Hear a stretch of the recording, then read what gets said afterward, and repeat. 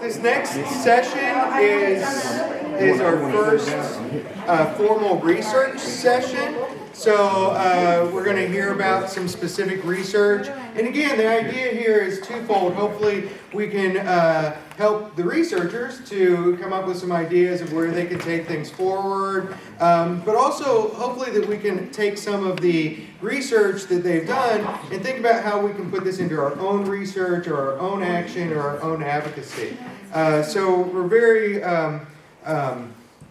happy to have with us Dr. Laura Zurich from Widener University. She is the Dean of the School of Nursing at Widener University. And I just found out yesterday that, was it Widener that won the award, the Healthy? We did. Yes. I can tell you one of a number of schools. All right, won a Healthy Workplace Award? Is that what it is? Yes, well, the Pennsylvania Psychological Association with APA, which is the American Psychological Association. I have to explain all the acronyms here because I'm hearing all these things going. Anyway, they have a whole idea in terms of healthy workplaces and what we like to recognize folks that have that type, but there are a couple criteria that have to be met, and Widener applied, and I was one of the folks that did the site visit. We actually go on site, tour, hear things, talk to employees, and they did meet the criteria, and they were honored at the convention last June.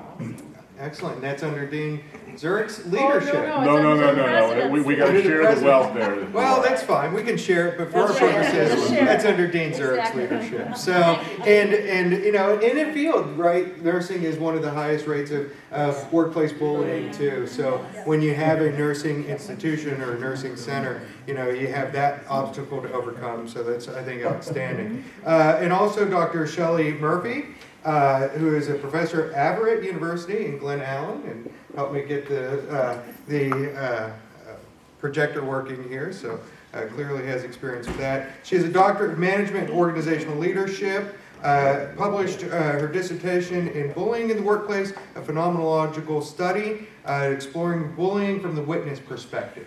You know, one of the things that many of us in this room have thought about, and we have, there are a number of different people that are impacted by the phenomena of workplace bullying. It's not just the target, it's not just the bully, not just the organization, but I think one of the groups that's oftentimes overlooked is indeed the witnesses. So looking forward to both presentations, and with that, I will turn it over to the panel. Yes, I'm going first. First, let me thank everyone for coming. I appreciate the opportunity. And as Jerry said, you know, most of the studies regarding bullying in the workplace have come from Europe. And I think Kathy mentioned that also, that we're a little behind. The Workplace Bullying Institute says that bullying is an epidemic. It affects upwards of 37% of the American workers, which is about 54 million people. Currently in the United States, as everyone knows, there's no federal or state law to protect victims or witnesses of actions by a bully. Bullying has various definitions. There's really not a formal one. There's several that are associated with the term bullying. One of the most common things is the repeated action is what you see, the negative act against an individual.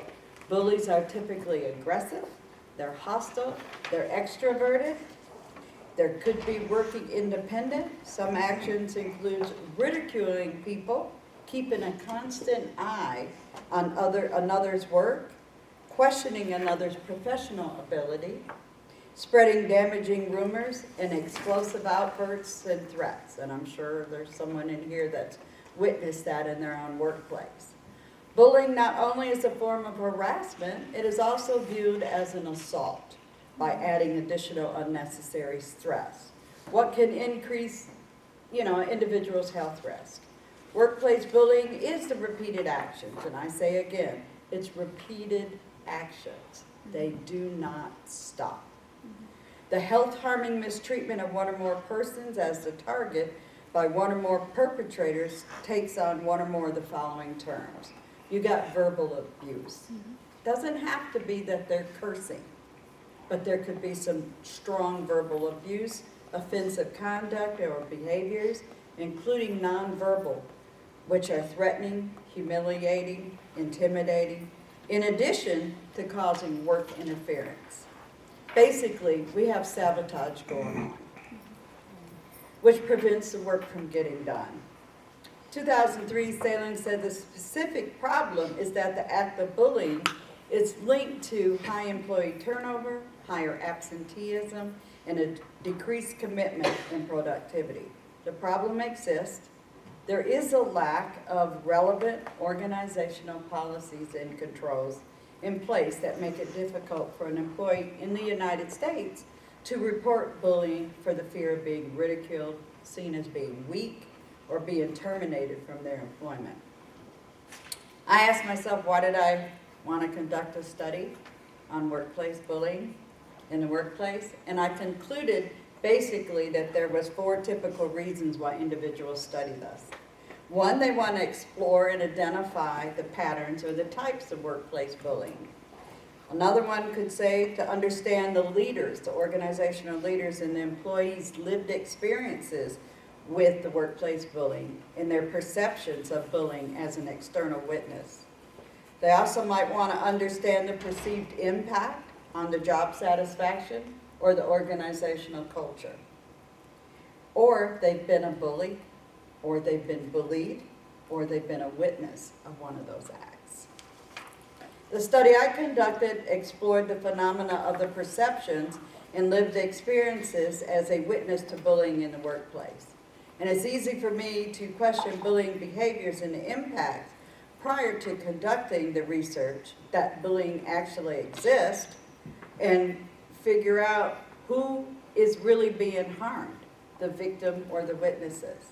So why aren't the organizations firing these bullies? I'm going to come to you, Sue. Why aren't they firing these bad people? Not me, baby. Well, most of the studies I see, a high percentage of them focus on the victim, and they're not looking at the witnesses. So they're basically ignored. And they don't see there is an impact that they're having on the witnesses. Also, it's not known what the actual experiences was. There is a lack or a gap in the research when it comes to bullying in general, but even more so from the witness's perspective. So it's critical to learn and actually hear from the witnesses about the patterns or the types of bullying and how they feel, and coming from them, how they perceive the impact to their work or to their personal life, or even in the organizational culture.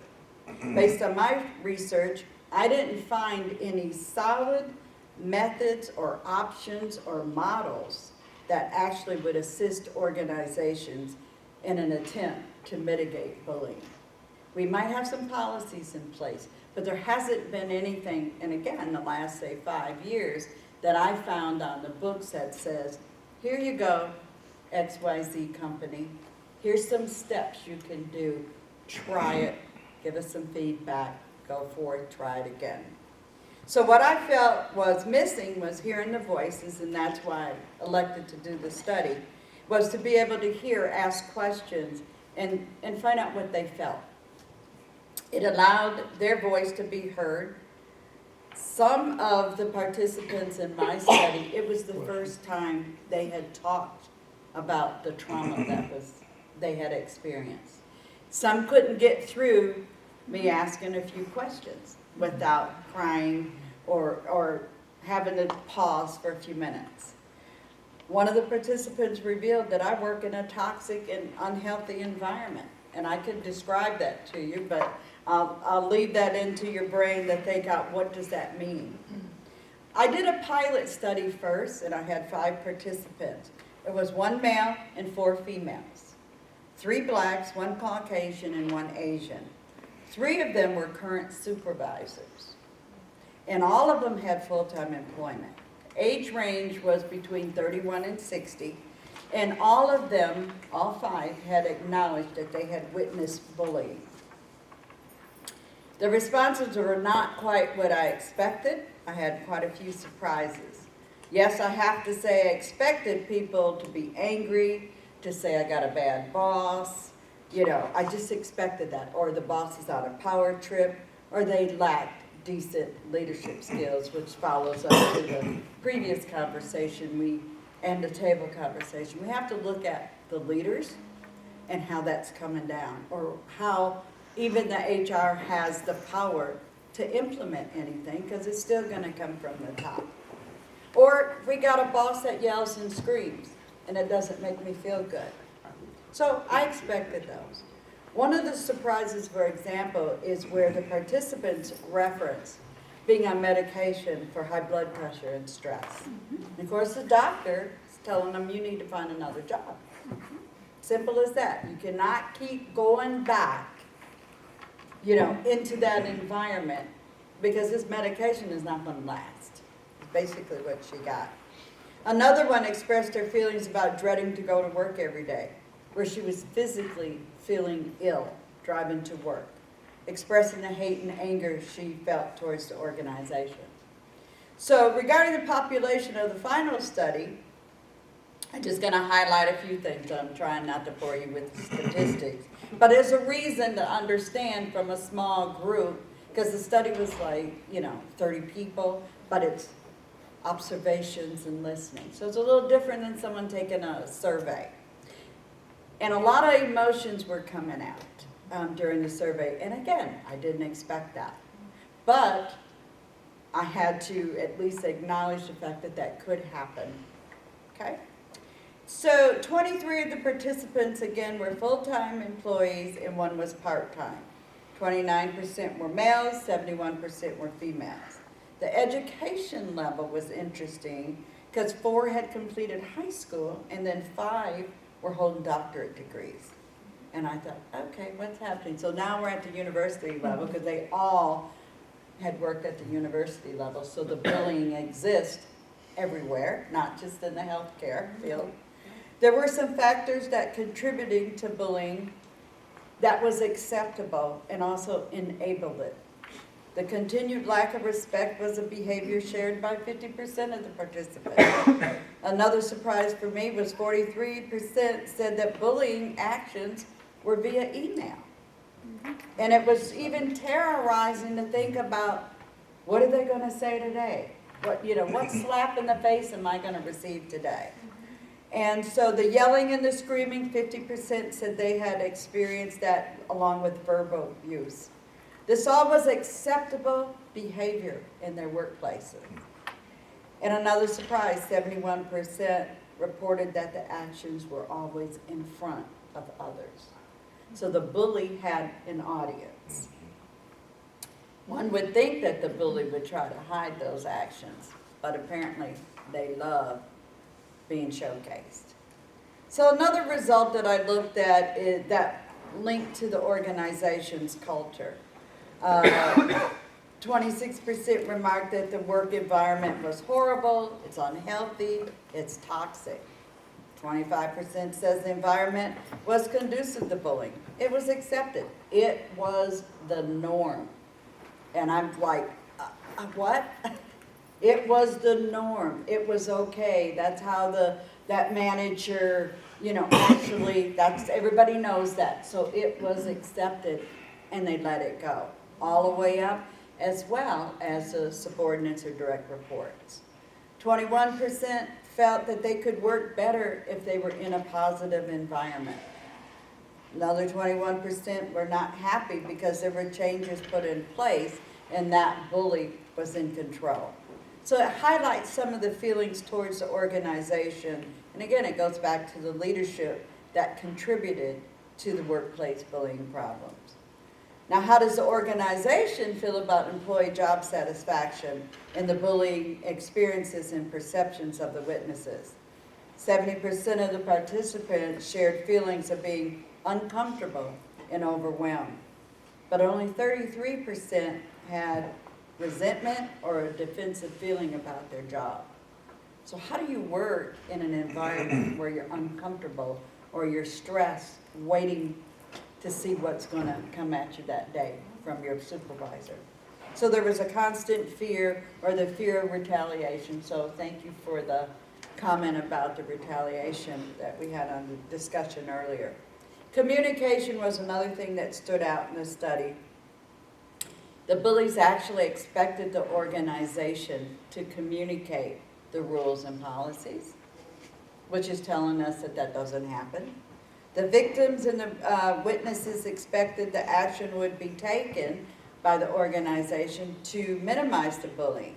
50% expected the organization to have a zero tolerance for bullying, but only 25% felt the organization needed to listen and communicate to the employees, along with 46% believing that the policies need to be in place so they could be enforced. So they didn't feel that any policies within the company had any support for them if they went and reported this. Basically, if I'm a witness to bullying, who am I going to talk to? I'm not the victim. Another surprise was 100% of them, like I said, thought they would expect those policies to be in place, and 100% shared that they witnessed bullying by a supervisor or a manager. And I also want to point out that most of the actions by the group in this study, the actions by the supervisors was job intimidation. 75% of them felt that that job intimidation caused them to be more stressed, uncomfortable, and not wanting to go to work or to be in that environment. The perceived impact on employees who witness bullying, again, is the stress, being fearful, needing medication. The crying was uncontrollable, definitely uncontrollable. Feeling frustrated, feeling upset, there was resentment. Feelings were working in an unhealthy, toxic, negative environment. And again, the witnesses are not sharing that information, where a victim typically is going to tell someone, the witness is not telling someone. And then again, this is from my study.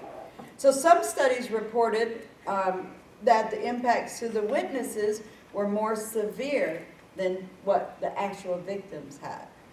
Comments were made like, I can't help them, I will be next, I'm so scared, I do not know what to do, I need my job. I'm the only one working in my household. I remember one participant who said she threw up, vomited, several times before she got to work. This is almost a daily occurrence. Now, this is not the victim, this is the witness. She shared that she was on medications, the medication she was taking for the headaches, and when she got these headaches, she couldn't function. So she basically couldn't do her job, and it disrupted her home life as well. Another thing she was concerned about, and it was more than one, but I'm thinking of one particular, was the embarrassment of knowing that, being the witness, that the victim, who was her coworker, saw her or he standing there, and they didn't say anything. That's a whole nother guilt that gets landed on the soldiers. So bullying is an issue in the workplace. There's some factors that need to be addressed, and of course we're all have some solutions or something that needs to be done, but we know there's a clear transformation that has to happen in the workplace. Before I close out, I had a couple of questions I'd like to ask the audience. So how many of you have actually witnessed bullying in your workplace? And just by a show of hands. Who hasn't? Right, that might have been the better question. So who doesn't agree with some of the results? Do they sound pretty common that you're hearing from the witness? Yes. Okay, pretty common, okay. So, one more favor. Close your eyes and relax. Everyone, close, except for you, okay. Close your eyes. You're in your workplace right now. You're in the break room. Other employees are present in the break room. Think about one of your coworkers. You can hear and you can see. Here comes the supervisor coming in. You hear the supervisor speaking to your coworker. What the hell are you thinking? You're just a stupid idiot. We can't count on you to do anything right. Any 8 can do this job. You are just worthless. What are we paying you for? I can't believe we hired you. You are dumb, just dumb. What an idiot. If you can't get this right, go work somewhere else. I can find any imbecile to do this job. You are a worthless idiot. And I close with, what can we do about that? Thank you. You can be depressed. No, don't be depressed. Well, they are depressed. Depression was a big issue. Depression, but the fear of the retaliation, the fear of the loss of job is probably the bigger things that I saw. And then in my own personal work life, the witnessing of not being able to help. What do you do? Where do you go? There was a general consensus that HR was not able to help them. Number one, there wasn't a policy in place that could help HR even initiate anything. So, unless there's some questions, how do you want questions now, Yeah, later? let's go ahead and get them at the end. Okay. That way, Okay. it helps with You the can, timing. and just tap it to get your time. Thank you. She's gonna do PowerPoint something on the slide. I am sadly tied to my PowerPoints, and Shelley kindly, once we had this up, we put it up and we left it up. So until 11 I have? Well, we're a little bit behind, so you have a little bit more than that. Okay. But if you Okay. can, if you're done at 11, that'll give us about 10 minutes for Okay. questions. Now, what I think is that I don't have the slides here, so I'll sort of stand here and see if I can't make this work. My presentation objective is interesting. It came to me the other day from T.S. Eliot, and I'm going to move quickly because I have a boatload of slides, but we'll move quickly. The goal is to arrive where we started and to know the place for the first time. And the place is workplace bullying, so that's what we're going to do. Here is a definition you probably don't need. It's subtle, often subtle, not always subtle. The stuff I deal with is mostly subtle. Engage repeated behavior, as we've said, that can be intentional or done through reckless disregard, just somebody who slams through a bull in a china shop. It has to pose a threat, and there has to be a perception of hurt involved in this, and it's all about power imbalance. And I believe this happens through a very stable constellation of unacknowledged conditions. And that's what we're going to look at, because you all know what bullying is about. Well, maybe some of you who are very new to this, not so much. But the uninformed do not. People in the community do not understand bullying. Our work has demonstrated how important the bully-victim relationship is at the core of bullying. This all emerges out of a relationship. Furthermore, there are unacknowledged conditions that drive that relationship and make the actor's understanding possible, even though they don't talk about those conditions. So that drive the bully and that drive the victim, and that's what we're going to talk about here.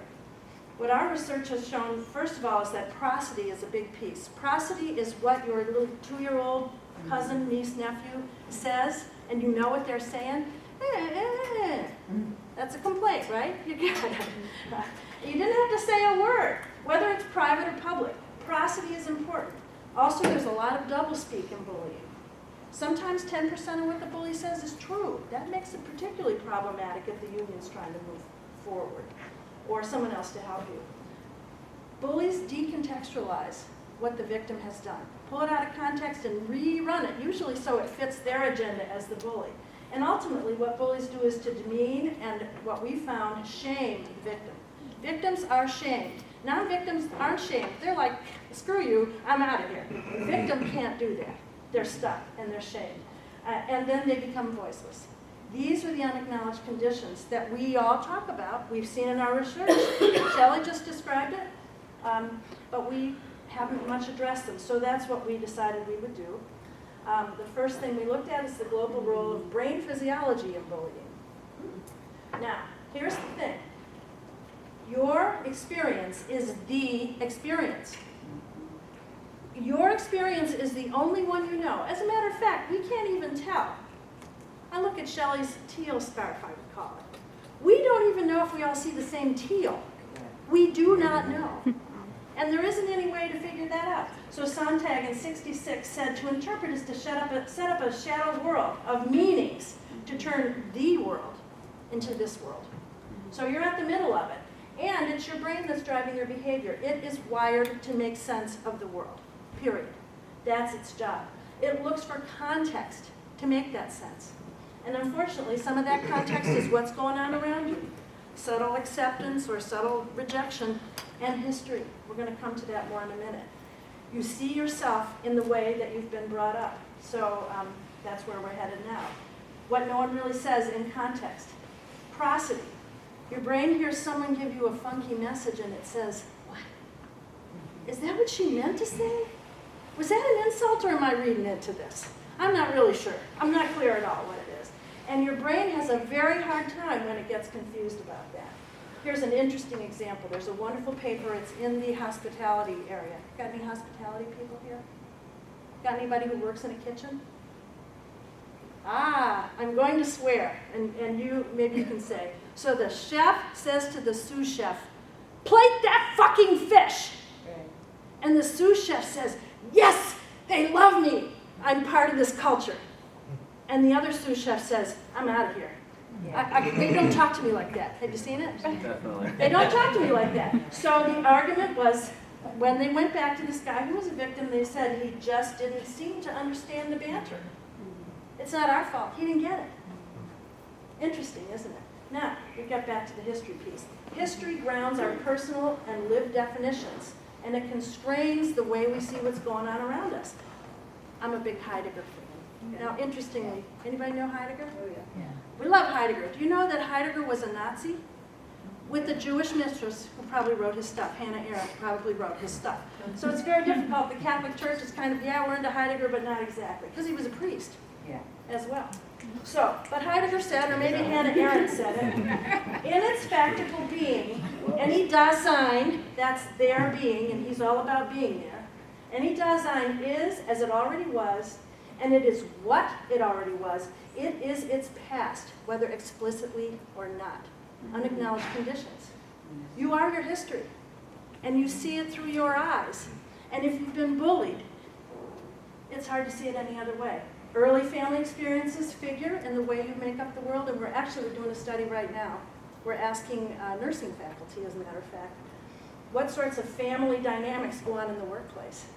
And we did have one person write back to us and say, this is a bullying study, why don't you just come out and say that? Well, the point is right now we just want to see what kinds of family dynamics there are in the workplace, and there are a lot of them. Your current and past experiences meld to shape your present interpretation, and your brain just runs with it. It's way out ahead of you. You don't have any way to say, wait, brain, stop. Let's think about this, shall we? Now, this guy McYoung is a bouncer, a professional bouncer. He wrote a book on bouncing. He said there are two axes for bullying. There's the fear to frenzy axis, and there is the coercion to criminality axis. Two axes. Well, a friend and I, my friend Rashniwan Ross and I, looked at these and said, well, we think on those axes there are 5 types of bullies, and we're going to look at each one. This is the easy one, the aggressive bully. The aggressive bully intimidates you. Everybody knows who they are. I'm not working with her. She treats people like dirt. Not doing it. I'm not going to be in a group with that guy. He never does his job. Very aggressive and nasty. That's the aggressive bully. Yamada talked about helpless bullies. I love these people. Helpless bullies essentially retire on the job, and then everybody else does their work for them. It's a problem. And no one does anything because that doesn't look like bullying. Or, do group work and don't do their job. Then there's the savior bully. She said I'd be at risk, I'd be intimidated, and she was fearful for me. Thank God she's taking care of me, but she's using this situation for her own benefit. The savior bully. Then there's the martyr bully. Now my favorite example is that old Rice Krispies commercial. Who's seen it? Mom's in the kitchen making Rice Krispies and the kids come home and Mom's like, shoot, they're here. And if you ever made Rice Krispie treats, it's a piece of cake, or a piece of Rice Krispies. So she opens the flour, she throws the flour all over herself, she walks into the dining room and she says, I've got this wonderful treat for you. Really? That's a martyr. And what a martyr argues that he or she will do is to shield you from retaliation. I've seen it with senior faculty who say to the newbies, got any untenured faculty here? You work with me, and I'll keep you safe. You do your study with me, and I'll keep you safe. And then there's the expert bully. A lot of language here, but basically this is the person on the committee who will not let you make your point because it disagrees with the expert's point. Okay, we're done. So, five kinds of bullies on those two axes. Now, it's unspoken rules then that orchestrate this bully-victim relationship. And they are, the relationships are reciprocal, historical, as I've said, and paradoxically committed. So, the victim depends on the relationship and usually follows very objective rules, maybe with the help of the union, to serve him or herself and the organization. I want to do the right thing. The bully also depends on the relationship, but the rules the bully follows are very subjective. And they serve the bully. But they serve the bully generally within the organization's rules, so no one should notice. So, the bully might say things to the victim that suggest that the victim is wrong. And the way the organization constraints work, that's going to work, and the victim is up against a wall. But I believe there is mutual need that fuels the ongoing commitment of the bully and the victim in the relationship. And sometimes they flip roles. Sometimes the bully becomes the victim and the victim becomes the bully, which makes it difficult too. And we did a little study on catastrophization. This is a notion from the pain literature. Some people are wired to catastrophize. It's the brain again. If you catastrophize up there in the top right-hand corner, it means you ruminate, you magnify, and you get helpless. Some people do this in regard to pain. So you got this terrible recurring headache, and your friends say to you, have you taken anything? No. Well, you know, we have medication that could help this headache. In most cases, not always. Rather, the person is looking for social support. We did a little study, and we found that in bullying many times, we also see catastrophization. That is an emotional response to relational pain. And victims respond emotionally, talk about it all the time. They ruminate about it, they magnify it, and they get helpless, and they don't do anything about it. On the other hand, where do you go to do something about it? I think bullies also probably catastrophize, but in a different way. You're going to pay for this, you're going to pay for this, this is terrible, this is the end of your career, and there's not one darn thing you can do about it. So catastrophization on both sides. As I mentioned, the relationship is ongoing, and often victims don't notice they've been bullied until it's gone on for a long, long time. So, as Shelley just discussed, our language speaks us. We become that person that our language has led us to be. And bullies' language gets power for them. It gets past their insecure feelings. It gets support from other people. It also allows them to establish these inappropriate expectations and to violate boundaries and to meet their personal needs by saying things, and Shelley just did that whole great list for us. Your thinking is all wrong. Or you get your friends to gang up on the victim, and the victim is suddenly stuck. That's called mobbing. On the other hand, the vulnerable target may have a history of abandonment. This is interesting stuff that comes out of social work. Not big-time abandonment. You go home in the 8th grade and your parents have given your dog away. That's abandonment. Your boyfriend, girlfriend, significant other drop shoot. Your best friend doesn't talk to you anymore. That's abandonment. It challenges your self-worth, and it leaves you vulnerable interpersonally so that you worry about, what does the bully need? What am I not doing correctly? What did I say wrong? Maybe you could explain it to me, but the bully's playing games with you, so you're never going to get a straight answer. Generally speaking, though, victims are hardworking, committed, honest people, the best people in the place, most of the time. That's why they're easy targets, many times. So, an old joke, I always love this. I think this is from some like Jack Benny show or something when I was a kid. The victim says, say those 3 little words that'll make me walk on air. Well, what you expect to hear is, I love you. But what you get is, go hang yourself. So, condition 6, unacknowledged conditions within the system itself. A corporate culture of denial. Have we not talked about this? That doesn't support the reporting of the problems. In academic organizations in particular, we see this list of characteristics that Keishley and Newman talk about: long-term interrelationships, entitlements in education, ambiguous evaluation procedures, and this whole notion of academic freedom.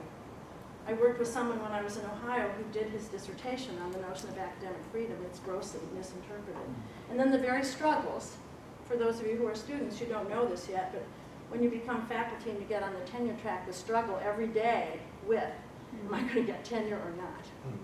It's a problem. So it leaves people very vulnerable. Certainly race and gender act as unacknowledged conditions and are influenced by contextual bias in the workplace. Subtle biases that are set up against women, against victims, against people of color, against whatever, subtly set in there. We did an analysis of 102 narrative reports and found that when people reported, they felt like they'd been abandoned. And I learned a new term in the Facebook literature. Do you know what status limbo is? It's when you're, go ahead. Unemployed? No, it means my friends aren't telling me what they're doing, so I don't know. So I'm in status limbo. But it could mean unemployed, but on Facebook, I don't know where my friends are. They've deserted me. I think there are some broad theories that may help. We mentioned the abandonment and the vulnerability theory that come out of Black and Brown. Might apply to bullies who feel abandoned, might apply to targets or administrators or those bystanders as well, the people who've watched it. One of my favorite sets of theories comes out of behavioral economics. Dan Ariely, who basically says, we don't deal with big problems, we walk away from them. And bullying is a huge, big, complex, ugly problem. It's just easier to say, I can't deal with this, forget about it. And we don't deal with it. At the organizational level, selective inattention. I'm not dealing with that. And then one I've learned about recently, resource control theory. Bullies control often personal resources or stuff. And you know if you cross them, you're not going to get what you need, so you don't cross them. Very subtle. Existentially, I think workplace bullying may be a mutually shared path to personal safety for the perp, who gets to, be a bully, and for the victim, who has nothing else now except this person paying negative attention to them. In child abuse, if a kid's being abused, do you think they report their parents? No. The devil you know is better than the devil you don't know. And so people stay in touch. Then there's this synergy. All these things come together to make this very complex problem. Emotions replace rational thought. Everybody gets emotional about bullying. There's hardly a person who stands up and rationally says, here's the situation, folks. That's not how it goes. So, some people tend to bully. Some people perceive and are vulnerable to bullying behaviors, and they become victims. And bystanders are paradoxically pulled in. You know that thing at the airport, if you see something, say something? Generally not, because people are afraid they're going to lose their jobs. Now, I love this. Any math majors here? Nah, I didn't think so. This doesn't look like a math crowd. Bullying is a deterministic, dynamical system. And that means mathematically, if you have bullying features in place right now, they absolutely predict that bullying is going to occur. You have these relationships, you have this power differential, you have these problems. It specifies the immediate future of all state variables, given the present values. When these things are in place in your organization, you're going to have bullying. And what you get then is this enduring configuration of suffering and organizational dysfunction, through which victims are silenced by powerful, powerful barriers to communication. So, this is not bullying. Being hard but fair. This is not bullying. Using objective evaluation standards. Implementing performance-based, not personality-based assessments. That's not bullying. You want your teacher to drag your butt through the mud, but not your personal butt, your academic butt. That's how you want it to go. So we are at the beginning, I think, of moving beyond the specious present. The present is specious. That's a word I learned in statistics class, and I never thought I'd use it. But I use it all the time. It's false. It's false. It's based in history and in circumstance. And that's what we're dealing with now. I can talk about workplace bullying a bit, or I can stop. And we probably will spend a lot of time talking about the ways to limit just culture, people working together, routing the bullying efforts. There is state legislation now in one state. 4 states. Since the middle of September, 4 states. No, it's been since January. The Workplace Bullying Institute needs to get on on the stick. Okay, that's another story. All right, one other piece, I guess, when we looked at policies, we found that the policies don't address any of this subjective stuff. There's nothing there, and that's a huge problem. So, at the end of all our exploring, our goal will be to arrive where we started and maybe know the place for the first time. That's been our goal. So with that, I will stop talking fast and come on back up, Shelley. Are we doing Yeah, questions? definitely. Let's maybe get a queue of questions this time to sort of stay on track. So we'll start with Aaron, and maybe we can get 3 in the queue. Okay, in the back, you'll be second, and then one more right here, Lisa.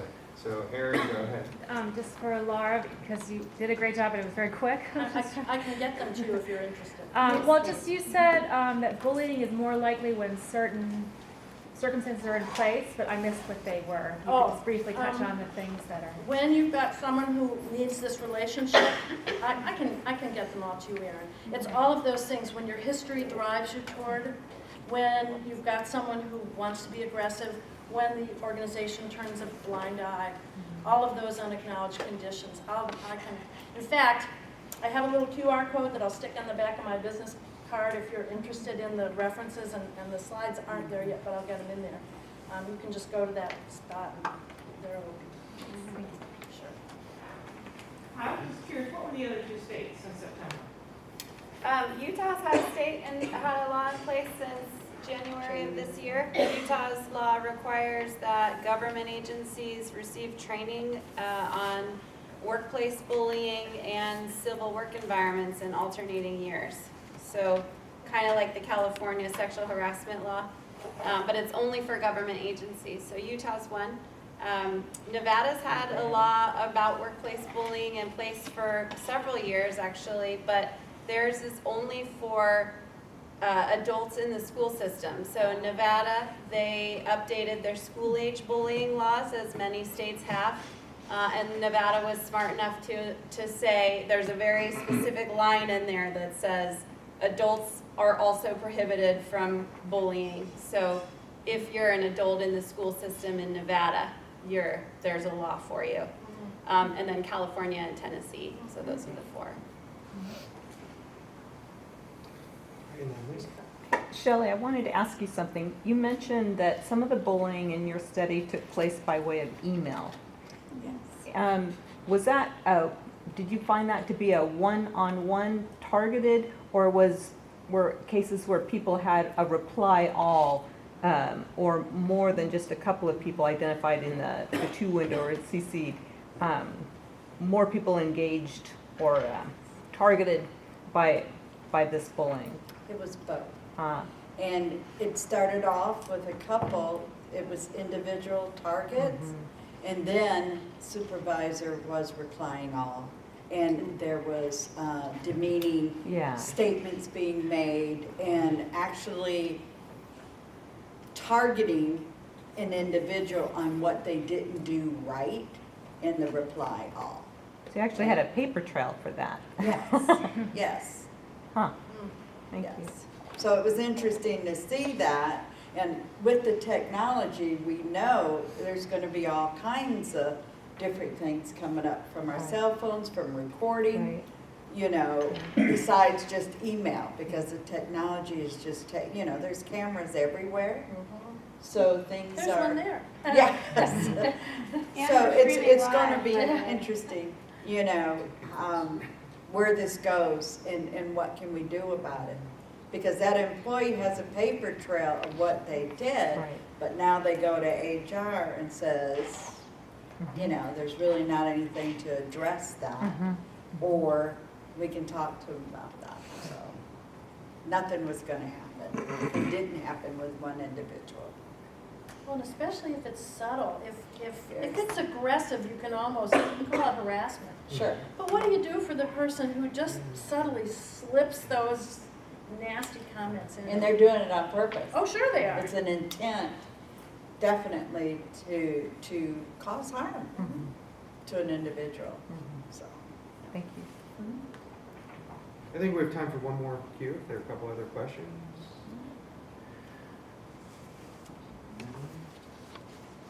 All right, well, if not, I do maybe have one, and then maybe it'll spur a couple of others, and then we'll get to the next session. But in my qualitative research, when I was interviewing, sort of the same as your study, and then I did focus groups afterwards, and I found two interesting phenomena, at least to me. One was a development of an individual consciousness. So as I interviewed individuals who I had had fill out first an NAQ type of survey that indicated that they had been bullied, and then I asked the question, have you been bullied?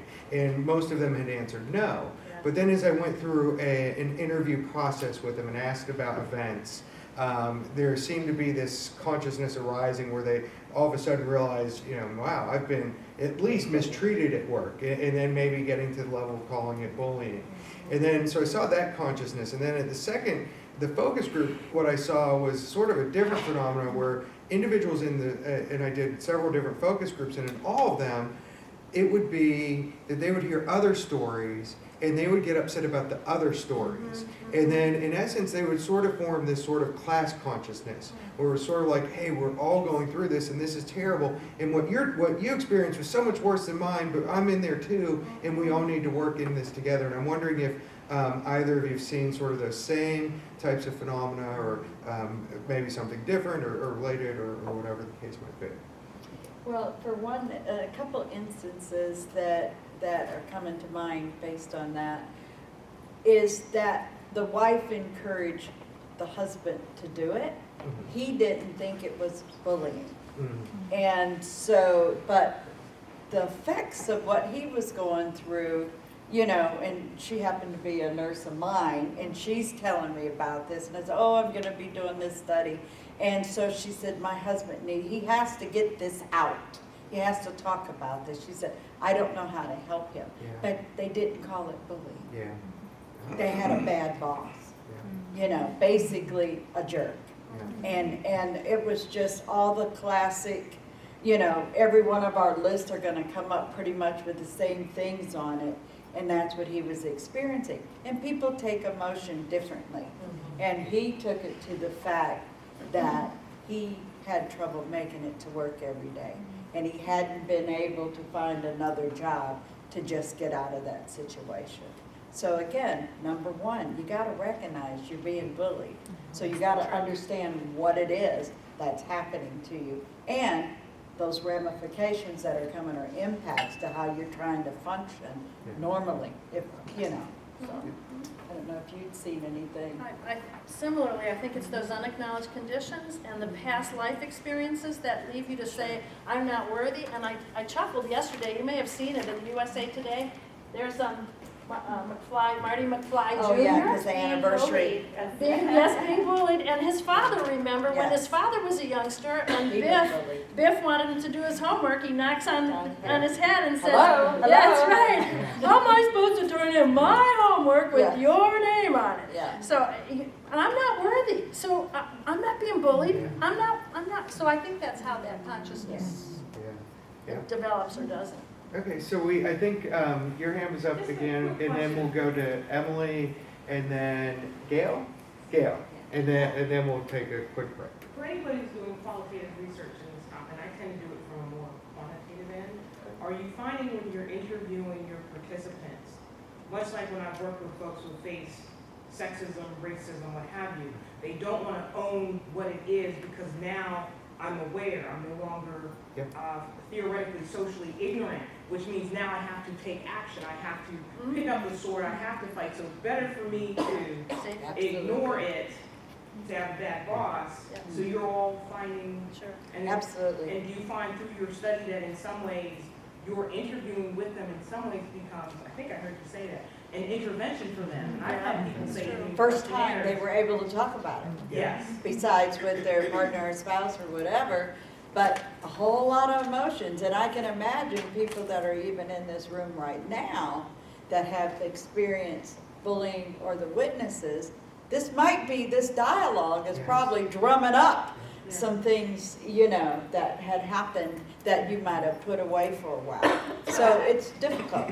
I brought my crocheting because I knew I was gonna need to divert myself. And Yes, so if I paid too absolutely. much attention, I'd probably. I think that's something we're struggling, sorry, Yeah. I'm interjecting, but, that's one of the reasons we need to create awareness. Is because Absolutely. people don't have any vernacular to describe what they're going through. And I mean, I speak in public constantly, that's how I market myself. And every time, 100%, at least one person comes to me after and says, you totally gave me vocabulary, I had no idea I was being bullied, but I've definitely been through what you're describing. And sometimes they have, you know, so they just don't know what to call it, and they just, and I think there's, you know, they normalize it. Goes We on have- for a long time we before they have- figure it out. We have people walking around with PTSD, and it's not just because of the war Right. or that Although the experience. worst, yeah, that'll do it Yeah, too. but, that, oh, yeah. definitely. So, yes. So my question is more directed at when, I know especially when I was a kid growing up, bullying was definitely coming into the forefront. It was a new word. Before it was you were getting picked on and your parents encouraged you to just tough it out. And then I know when I was in school, bullies weren't looked at as the aggressor. That was more of, well, they're bullying you because they're a victim of something. Yes. Is that maybe like being viewed in the workplace too by some people, that they're just going through a hard time so they're taking it out on me, and that's why people are less likely to report or stand up for themselves and say things? Could that be a reason? I would. I would probably agree with that, and I would also say that, you know, if you deal with sexual harassment or sexual molestation, this is from another thing I was involved in, and I got corrected because typically we always say, oh, if you were sexually abused or molested as a child, then it would be almost an excuse why you're doing it now as an adult. And I have this theory about the bullies on the playground grow up and go into the boardroom. Sure they do. So, Sure and, they do. and we live and work amongst them every day. But this individual, and I can't cite the couple studies, but she said that was incorrect. She said they have not found a direct correlation that if you were sexually molested as a child, that you sexually molest another child as an adult. So I haven't delved into that, but that made me click and think about that, you know, on the lines of your comment. But, you know, I think it's a way to hide things, and people also aren't dealing with what happened to them. And that means we got people walking around like little time bombs that are gonna explode, or things are gonna set them off because they don't deal with the trauma that's happened to them. You had a No, I comment? wanted to say the notion that hurt people or hurt others Yes.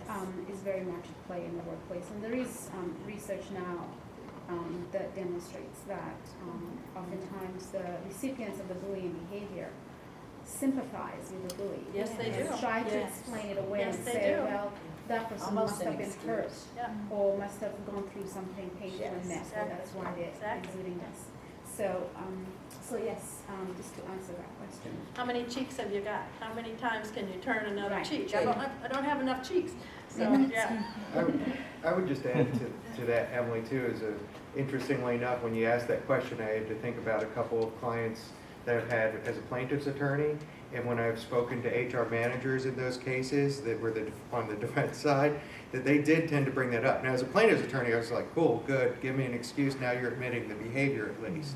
But they always would say, you know, I've heard from several of them, oh, you have to understand it's our stressful time of year, or you have to understand this manager was dealing with a really bad budget, or, you know, you have to understand the funding's been cut for the university and they're dealing with that. And so, yeah, at least I hear it from HR folks saying that too. So, That's and when then- they don't have control. yeah. Well, I think we have a natural desire to explain things away. Make even excuses. if they, even if Yeah. they're not For real. protection.